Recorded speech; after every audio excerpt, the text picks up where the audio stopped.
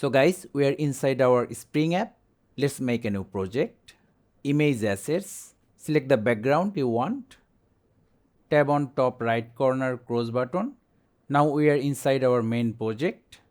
Now as you can see, if we select the background layer, at the bottom there is no option for effects. So how to apply effects? In Spring, we can only apply effects on overlays. Tab on empty space, unselect everything, then overlay, import the sample video clip.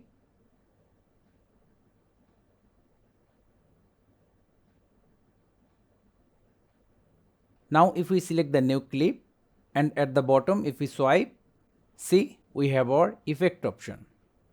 As you can see that the effects are divided into several categories. If the effect you are looking for is not here, scroll down to the end, tab on get more. Then on the search bar, search for the effect, select the effect, download it by tapping on this button, go back and you can able to find your effect in the list. Now to apply effect, select the category, then on the right side we could have several options. Here we have only one option. Change the settings like you want.